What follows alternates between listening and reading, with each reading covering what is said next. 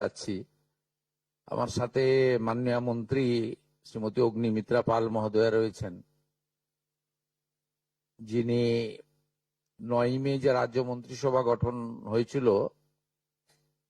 মুখ্যমন্ত্রী সহ 6 সদস্যের, সেখানে আমাদের শিশু ও নারী কল্যাণ দপ্তর তার কাছে ছিল প্রাথমিকভাবে। তাই তিনি আজকে আমার সাথে আছেন এবং পরবর্তীকালে রাজ্য মন্ত্রিসভার সম্প্রসারণে শ্রীমতী মালতী রাভা রায় স্বাধীন দায়িত্বপ্রাপ্ত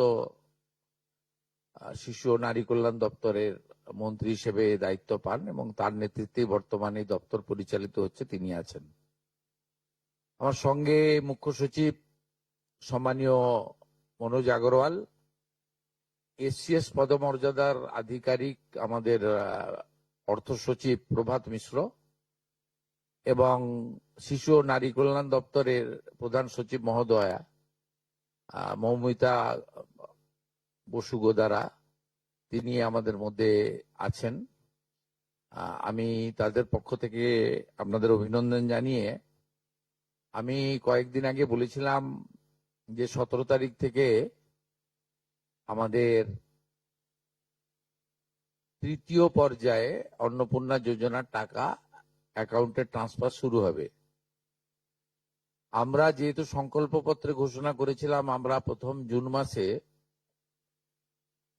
28 লক্ষ বেনিফিশিয়ারিকে অনলাইন এবং অফলাইনের মধ্যে দিয়ে আমরা শুধু প্রোগ্রামটা লঞ্চ করিয়েছিলাম।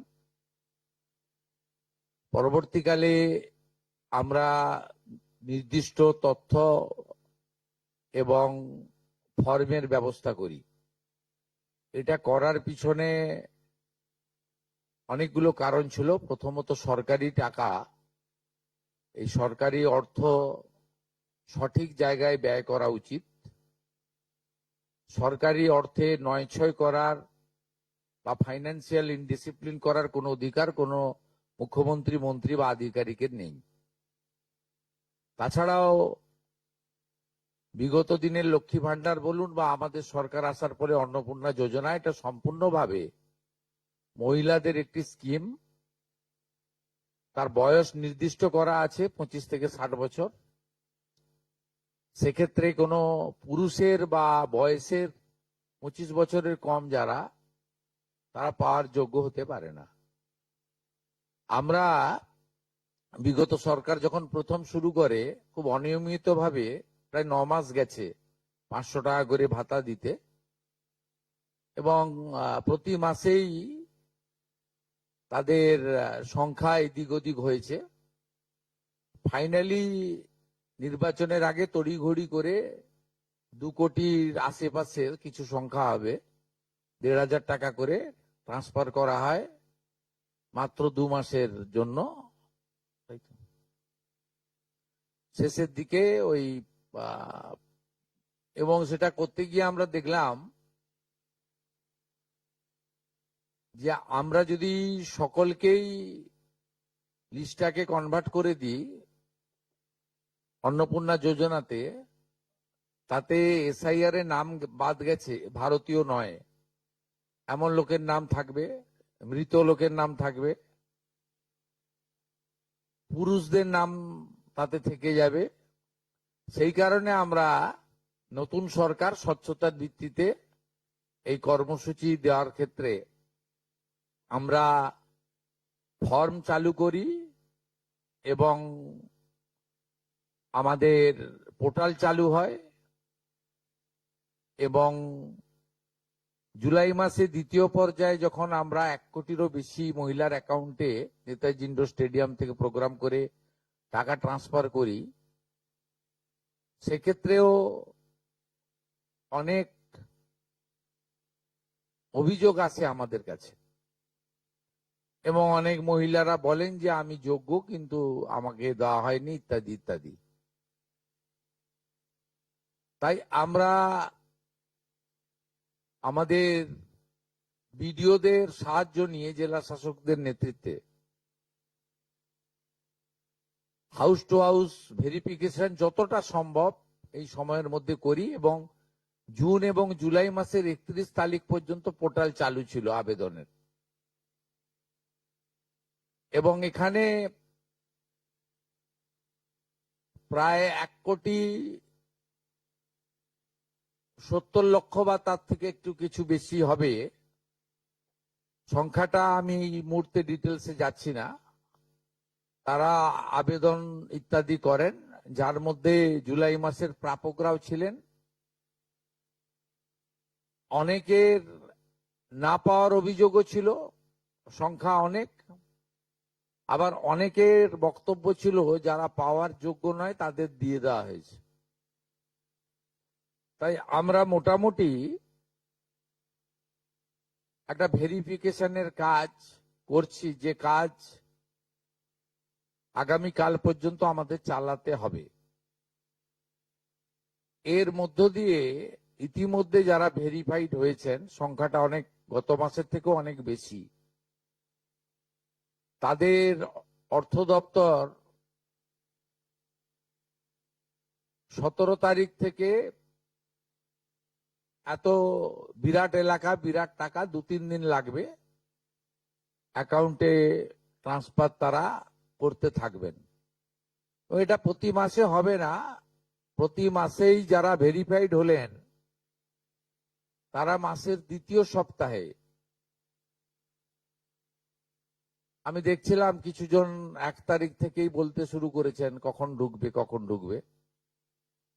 মানে এরা মূলত আমাদের ভোট দেয়নি, আমাদের পরাজয় দেখতে চেয়েছিলেন, খুব কষ্ট হচ্ছে ওদের। কিন্তু আমরা সরকারি টাকা নয়ছয় করতে দেব না, আর যোগ্য প্রাপকদের চিহ্নিত করেই দেব। এবং আমরা এক্ষেত্রে কমিটেড। অর্থাৎ যে চুরি দুর্নীতি হয়েছে, যেমন বিগত দিনে আধার লিঙ্ক অ্যাকাউন্ট নম্বর দেওয়া হয়নি, সেলফ ডিক্লিয়ার অ্যাকাউন্ট নম্বরে দেওয়া হয়েছে।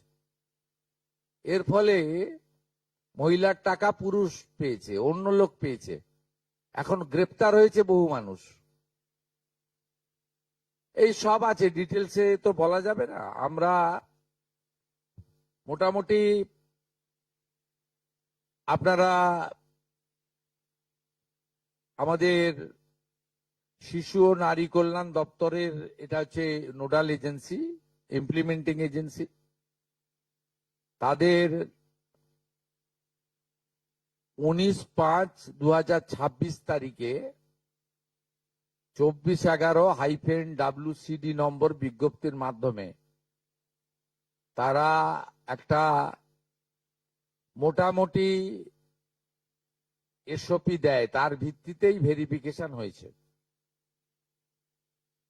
এবং এই ভেরিফিকেশনে যারা যোগ্য বিবেচিত হয়েছেন, বৈধ হয়েছেন, তাদের অর্থ 17 তারিখ থেকে প্রদান করা হবে। এরপরেও আমরা একটা অভিযোগ পোর্টাল রাখব, যে অভিযোগ পোর্টালে পরবর্তী সময়ে যে কেউ অভিযোগ করতে পারেন, এবং এই অভিযোগ নিষ্পত্তি করার জন্য আমরা সংশ্লিষ্ট ব্লকের বিডিওদেরকে বিশেষ দায়িত্ব, চিফ সেক্রেটারি দায়িত্ব ফিক্সড করে দেবেন। তারা হিয়ারিং নিয়ে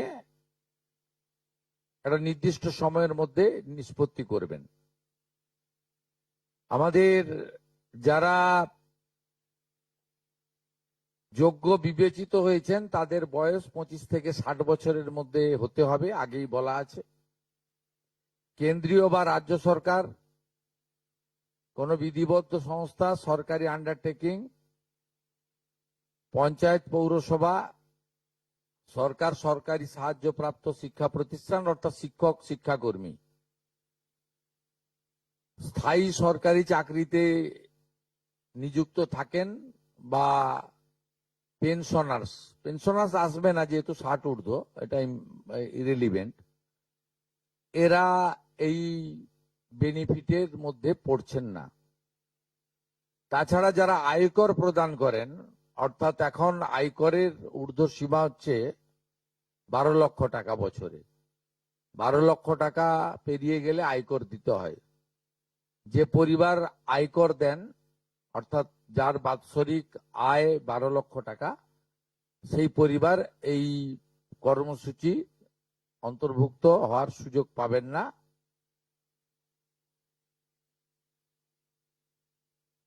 এবং যে মহিলা নিজে 10,000 টাকার বেশি নিজে উপার্জন করেন মাসে, তাকেও এর বিবেচনার মধ্যে প্রাথমিকভাবে আনা হয়নি। কিন্তু এক্ষেত্রে যারা ক্যাজুয়াল কন্ট্রাকচুয়াল মানে বাড়ির পুরুষ মানুষরা, তাদের বাড়ির পরিবারের স্ত্রী বা অন্যরা বিবেচিত হবেন। যদি কোনো মহিলা, এটা একটি নারী অর্থনৈতিক সশক্তিকরণের স্কিম, সেক্ষেত্রে যিনি সরাসরি নিজে 10,000 টাকার বেশি উপার্জন করেন তাকে বিবেচনা করা হবে না। 25 থেকে 60-এর মধ্যে যারা 3,000 টাকার কম ভাতা পান, ধরুন উইডো পেনশন 1,500 টাকা এই মাস থেকে হয়েছে, গত মাস পর্যন্ত ছিল 1,000 টাকা,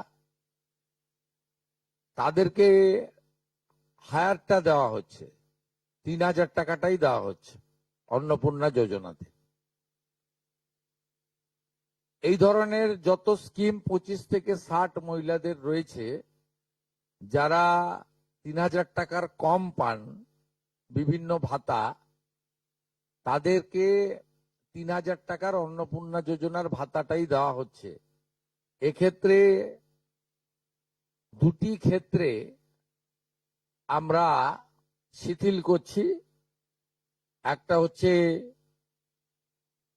দিব্যাঙ্গ ভাতা যারা পান তারা দুটো ভাতাই পাবেন। তারা দিব্যাঙ্গ ভাতা যেটা আগস্ট মাস থেকে 1,500 হয়ে যাবে সেটাও পাবেন, অন্নপূর্ণা যোজনা 3,000ও পাবেন, শুধুমাত্র ফিজিক্যালি চ্যালেঞ্জদের ক্ষেত্রে। আর পিএম কিষাণ সম্মান নিধির ক্ষেত্রে, এই দুটি ক্ষেত্রে আমরা এটাকে শিথিল রাখছি। এছাড়াও এর আগে যেটা অনেক মহিলার নাম বাদ চলে গেছিল, 3 কক্ষ বিশিষ্ট বাড়ি, এটা গ্রামের ক্ষেত্রে এক্সাম্পট করে দেওয়া হয়েছে। গ্রামের ক্ষেত্রে কোনো বাড়ির সংখ্যা রাখা হয়নি, শিথিল করে দেওয়া হয়েছে। অর্থাৎ গ্রামীণ এলাকার মহিলারা এবারে আরো বেশি সংখ্যায় সুযোগ পাবেন। তাদের ক্ষেত্রে, গ্রামীণ ক্ষেত্রে 3 কক্ষ বিশিষ্ট বাড়ি, যেটা জুলাই মাসে ওই ক্রাইটেরিয়াটা থাকার কারণে অনেকে বঞ্চিত হয়েছেন, এবারে আর বঞ্চিত তারা হচ্ছেন না।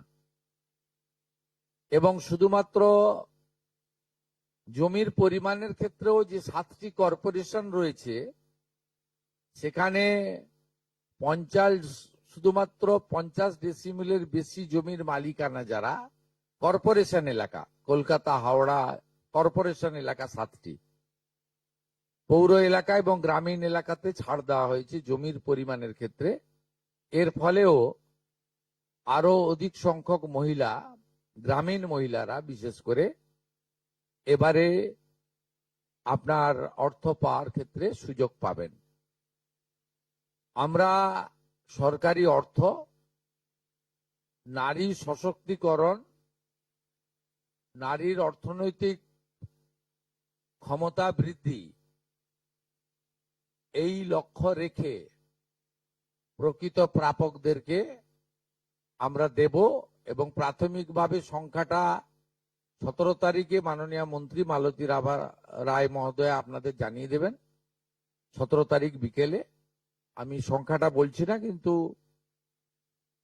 যে কয়েক লক্ষ মহিলা তারা জুলাই মাসে অর্থ থেকে বঞ্চিত হয়েছিলেন, এই 3 কক্ষ বিশিষ্ট বাড়ি বা জমির পরিমাণ ইত্যাদির কারণে তাদের ম্যাক্সিমামটাই এবারে আমরা সংযুক্ত করে দিয়েছি। তাই আমি বিশ্বাস করি যে আগস্ট মাসে প্রদেয় অর্থে 100% না হলেও 99% প্রকৃত প্রাপকদের হাতে আমরা পৌঁছে দিতে পারবো। এবং এর সাথে সাথে অভিযোগ পোর্টালও চালু করে দেবেন। যে অভিযোগ পোর্টালেও আমাদের দপ্তরের গাইডলাইনের বাইরে গিয়ে কেউ যদি পেয়ে থাকে আপনারা তথ্য দিয়ে সাহায্য করবেন রাজ্য সরকারকে। আর এই গাইডলাইনের মধ্যে থাকা কোনো দিদি বা বোন যদি বঞ্চিত হন তিনিও আপনারা আবেদন করবেন এবং এটা কন্টিনিউয়াস প্রসেসের মধ্যে থাকবে। এবং আমরা বিশ্বাস করি আগস্ট মাসে যে তালিকা হবে এই তালিকা আপনারা সবাই অ্যাপ্রিসিয়েট করবেন এবং প্রত্যেক মাসে দ্বিতীয় সপ্তাহে, যেহেতু সরকারের নিজস্ব তহবিল থেকে এটা দিতে হবে এবং টাকার অ্যামাউন্টটাও খুব বড়, অ্যামাউন্টটা যথেষ্ট বড়। আমরা নিজেরাই 17 তারিখে ট্রান্সফার হওয়ার টাকার সঙ্গে 3000কে গুণ করলে নিজেরাই দেখতে পাবেন যে কত বিরাট পরিমাণ অর্থ সম্পূর্ণ পশ্চিমবঙ্গ সরকারের অর্থ থেকে দেওয়া হচ্ছে।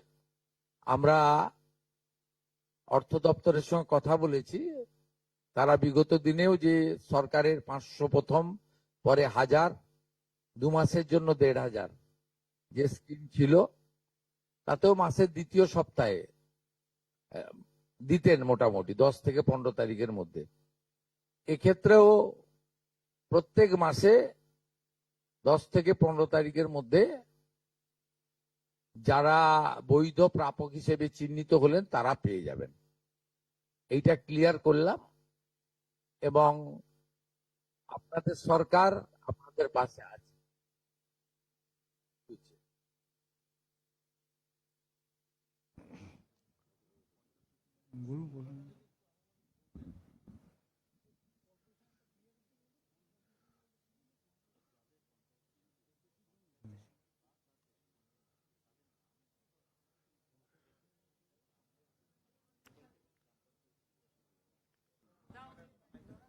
बंद আছে। दादा दादा हिंदी थोड़ा अगर बोल दे, हिंदी में हिंदी में हिंदी में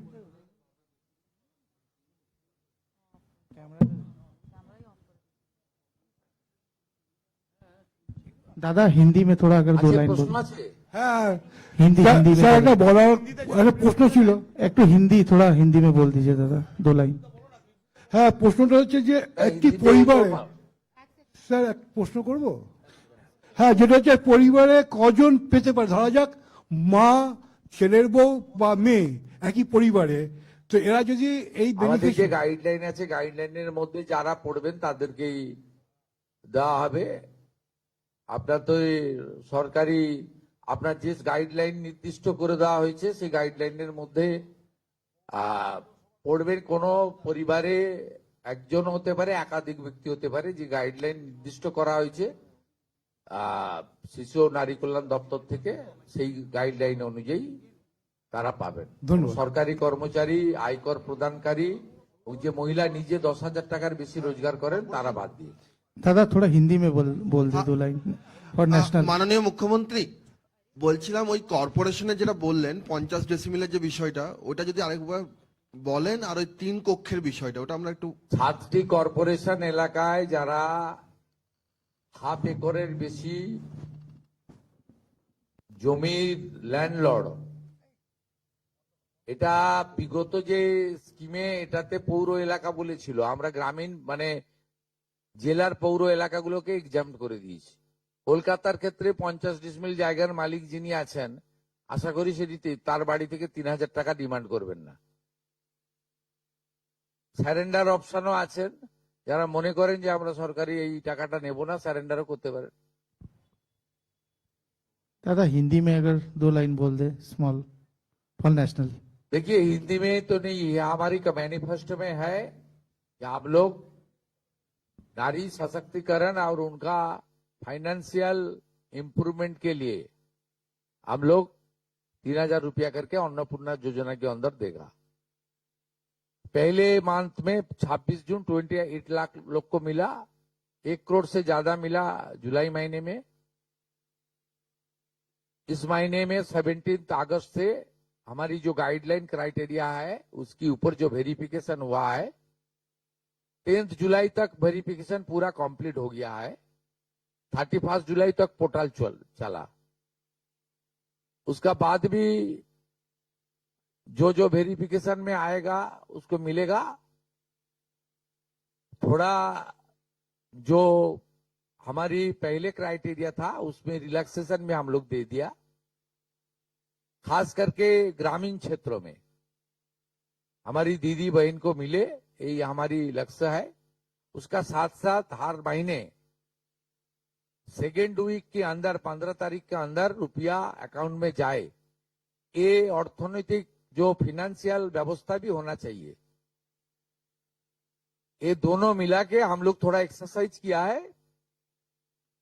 आज कंसर्निंग डिपार्टमेंट का जो मिनिस्टर है मालती राबा रॉय और सीनियर एक मिनिस्टर है अग्निमित्रा पाउल, चीफ सेक्रेटरी का प्रेजेंस में हम लोग इसका प्रेस कॉन्फ्रेंस के द्वारा इसको क्लियर किया है, इसका जानकारी सबको दिया है। 17 अगस्त से मिलने वाला है और हर महीने सेकेंड वीक जिनका क्राइटेरिया फुलफिल हो गया है, वेरिफिकेशन कंप्लीट हो गया है, उनको रुपया ट्रांसफर हो जाएगा। इन कंप्लेन का भी एक आपने ऐप लॉन्च की बात की है कि किसी का कोई शिकायत हो तो उसको लेके भी थोड़ा एक लाइन। देखिए, ये बहुत सारे सरकार का प्रोग्राम पहले मध्य प्रदेश से शुरू हुआ, लाडली बहन, उसका बाद आसाम में शुरू हुआ, उसका बाद बंगाल में शुरू हुआ 500 रुपया, उसका बाद हरियाणा में हुआ, महाराष्ट्र में हुआ। आप सब सरकार के देख लीजिए, ये वेरिफिकेशन, कॉम्प्लेन, सजेशन, कॉम्प्लेन और आपका वेरिफिकेशन पोर्टल, एप्लीकेशन पोर्टल, ये ऑनगोइंग है। हम लोग जब 17 को रुपया ट्रांसफर हो जाएगा, उसका बाद 21, 22 से एक पोर्टल चालू होगा जिसमें शिकायत आ सकता है। जिसको मिला है, क्राइटेरिया तोड़ के मिला है, तो उसके खिलाफ भी कॉम्प्लेन हो सकता है। और क्राइटेरिया फुलफिल होने का बाद जिसको नहीं मिला वो भी अपने अपील रख सकता है। इससे कॉन्टिन्यूअस प्रोसेस चलेगा। लेकिन मेरा विश्वास है 99% जो हमारी जेन्युइन एप्लीकेंट है उसको कवर हो गया है। 10 जुलाई तक वेरिफिकेशन 100% हो गया है और 11 जुलाई से 31 जुलाई ये 20 दिन का पूरा वेरिफिकेशन नहीं हुआ है। उसमें कुछ हुआ है, कुछ बाकी है, वो चलते चलते ठीक हो जाएगा। স্যার একটাই প্রশ্ন স্যার, আপনি অনেক ছাড় দিয়েছেন কিন্তু গ্রামের দিকে যারা সরকারি চাকরি করেন তার স্ত্রী এইটা কি আবেদন করতে পারবেন অন্নপূর্ণা যোজনায়? সরকারি চাকরি করেন, সে শিক্ষক হতে পারেন বা পার্মানেন্ট সরকারি কর্মচারীর ক্ষেত্রে তো তার স্ত্রীর কথা বলছি স্কিম নেই স্যার। তার সরকারি কর্মচারীর ক্ষেত্রে তো যে স্থায়ী সরকারি কর্মচারী তিনি পাবেন না, আমি সেটা বলছি না স্যার, মানে তার স্ত্রীকে মানে পাবে কি? ক্যাজুয়াল পার্ট টাইম এরা পাবেন তো স্যার। আমি সরকারি কর্মচারী বলছি না, যারা যারা ক্যাজুয়াল কন্ট্রাকচুয়াল পান, নট পার্মানেন্ট, তাদের পরিবারের ক্ষেত্রে কোনো বার নেই, সবাই পাবেন। পার্মানেন্ট কোনো আমি ক্যাটাগরির কথা বলবো না। পার্মানেন্ট যিনি করেন, পার্মানেন্ট চাকরি যিনি কেন্দ্র বা রাজ্য সরকারের, তিনি পাবেন না।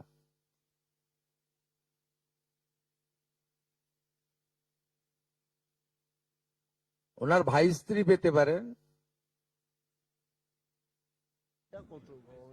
ওনার বাড়ি, ওনার বোন পেতে পারেন, কোনো রেস্ট্রিকশন নেই। আপনার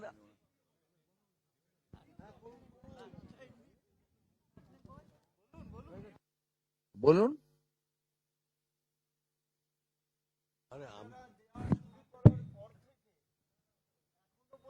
গভর্নমেন্ট ফান্ড কত খরচ হয়েছে আর কত হতে পারে আপনারা দেওয়া গুণিতক করে দেবেন।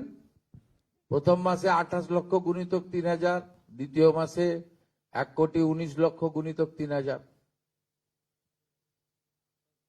এই মাসে 17 তারিখ বিকালে মালতীদি বলে দেবেন কত গুণিতক 3000 করে দেবেন। আমরা 8 মাসের জন্য বাজেটে 35,000 কোটি টাকা রেখেছিলাম। আমাদের মনে হয় এই 8 মাসে 48 থেকে 50,000 কোটি টাকা দিতে হবে।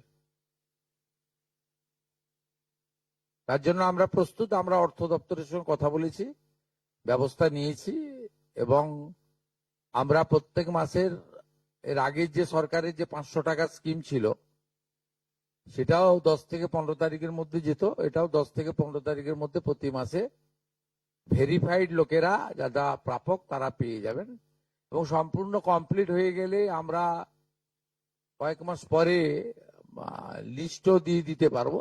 এখন পোর্টালে আন্ডার ভেরিফিকেশন পেন্ডিং ও কিছু থাকতে পারে। আমার মনে হয় ম্যাক্সিমাম শর্ট আউট হয়ে গেছে। এর আগে যে প্রবলেমটা হয়েছিল তাতে কিছুটা অ্যাকাউন্টসের জন্য প্রবলেম হয়েছিল, অনেকের অ্যাকাউন্ট নাম্বারের সঙ্গে ব্যাংকের, সেটা সেই প্রবলেমের জন্য আমরা সলভ করে নিয়েছি ওটা। তারপরে 3 কক্ষ বিশিষ্ট বাড়ি, এটা সম্পূর্ণ গ্রামীণ ক্ষেত্রে আমরা এক্সাম্পট করে দিয়েছি। তারপরে 50 ডিসিমল জমি অনলি কর্পোরেশনে অ্যাপ্লিকেবল, অন্য জায়গা ছোট মিউনিসিপ্যালিটির ক্ষেত্রেও এক্সাম্পট করে দেওয়া হয়েছে। আর জিএসটি যেটা সেটাও এক্সাম্পট করে দেওয়া হয়েছে। অতএব অনেকগুলোই এক্সাম্পট করে দেওয়া হয়েছে। আমার মনে হয় ম্যাক্সিমাম লোকজন কভার করে যাবেন। তারপরেও যদি কেউ থাকবেন, অভিযোগ পোর্টাল থাকবে, সব সরকারে আছে। আপনি আগের সরকারের লক্ষ্মীর ভান্ডারেও দেখবেন একইভাবে অভিযোগ পোর্টাল ছিল। তাদের দুয়ারে সরকারে অভিযোগ তারা নিতেন, মুখ্যমন্ত্রীকে বলো কমপ্লেন নথিভুক্ত হতো। আপনি মহারাষ্ট্র দেখবেন, মহারাষ্ট্র 2000 টাকা করে দেয়, অ্যাপ্রক্স 1.5 কোটি মহিলা পান। সেখানেও দেখবেন পোর্টাল চালু আছে, আপনার কমপ্লেন পোর্টাল। অন্য সরকারগুলোর ক্ষেত্রেও ডাউনলোড করে দেখে নিন, সমস্ত জায়গায় পোর্টাল এবং অভিযোগের সিস্টেম চালু থাকে। ইটস এ কন্টিনিউয়াস প্রসেস, এবং রেকটিফিকেশন হতে থাকে, ইনক্লুশন এক্সক্লুশন হতে থাকে। এটা কোনো নতুন কিছু নয়। কিন্তু আমাদের মেজর যে প্রবলেমটা ছিল, 80% আমরা মনে করি জুলাই মাসে ঠিকঠাক ছিল, 20% আমাদের ভুল ত্রুটি ছিল, বা কিছু কিছু ক্রাইটেরিয়াতে শিথিল করা দরকার ছিল। আমরা মনে করেছি যে শহরের ক্ষেত্রে এবং গ্রামের ক্ষেত্রে পার্থক্য, সেটা গ্রামের ক্ষেত্রে আমরা অনেকটা শিথিল করে দেওয়ার ফলে, বা ছোট মিউনিসিপ্যালিটি গুলোর ক্ষেত্রে এবারে আমার মনে হয় ম্যাক্সিমাম শর্ট আউট হয়ে যাবে।